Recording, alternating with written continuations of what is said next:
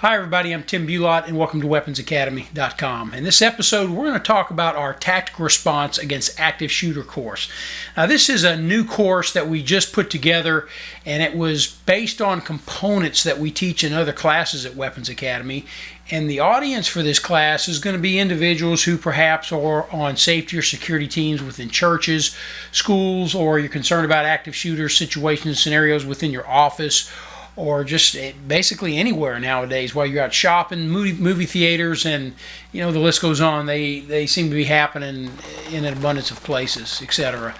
But this class was the first one that we did. We put this together for a particular group, and first of all, I'd like to thank the students and participants, and even the instructors that helped make this course. I couldn't be more pleased of the output from this group, and the course was a great success.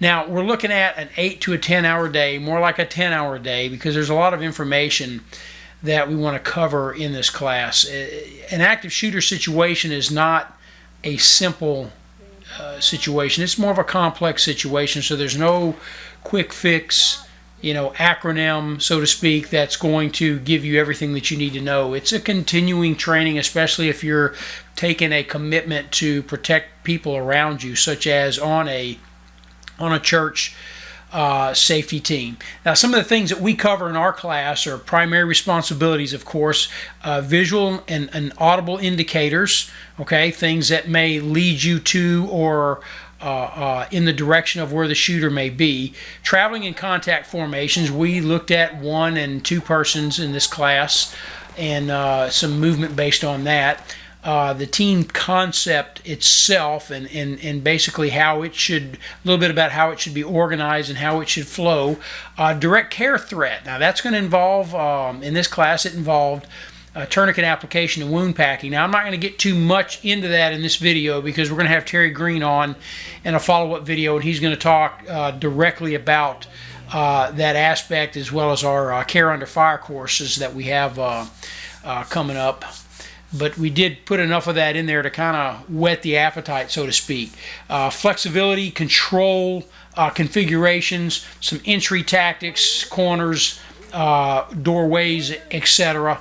And just like in the majority of our classes, we always start out with basic range exercises, and we run those exercises in a strict format on the flat range to get all the students dialed in, so that everybody knows the safety expectations of the course, and we all know the capabilities of the people around us, and it gives the instructors, myself, time to basically get a feel for the group and get everybody on the same page. And until we're on the same page and we have all of our safety boxes checked, we don't move forward.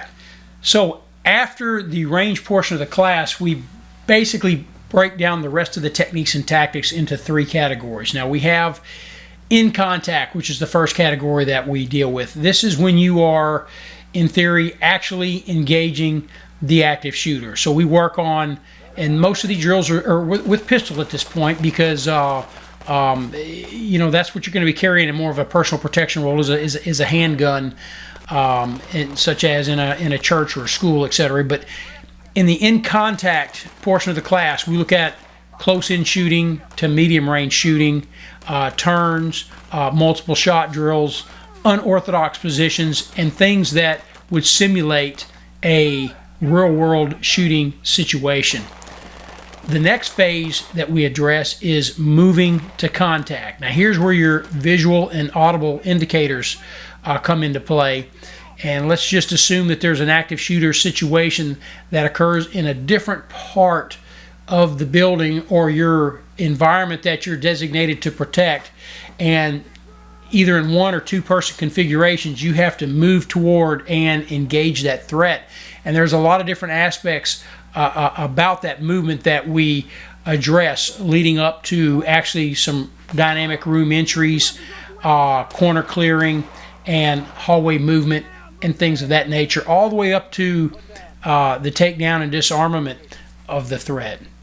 And then lastly, there's the searching for contact phase. Okay, now this is in the scenario would be to where the shooting has stopped, the situation has gone quiet, and there's nothing to lead you immediately to the threat, but you have an idea in your environment where that threat might be. Okay, so then we get more into covert movement, threshold clearing, and limited entries and things of that nature. Minimum exposure of the student with maximum cover to methodically locate that threat. Okay, and then we talk about toggling between the different modes and basically what it takes to maintain that. So the class is not all range time. There's 2 hours of lecture and theory in the classroom, and this sets the foundation, okay, lays out the blueprint for the remainder of the course. Okay, so we go over various aspects, concepts, theories, principles of active shooter scenario techniques and tactics. We look at incidents from the past, discuss lessons learned, okay, do's and don'ts, and basically the outcome, the aftermath, aspects of stress response. We also discuss that. What does the human body do and how does it react during a high stress situation? So there's a variety of information, and we try to cover the best of what we have to offer in this 10-hour period. So if you're interested in this class, give us a holler. Check out the information on the website. Give me a call. My number's on the website as well. We can customize it if you have groups, but do look at it, and remember, if you're not training, you ought to be. And if you're not training at Weapons Academy, come check us out and see what we have to offer. Y'all take care. We'll see you on the next one.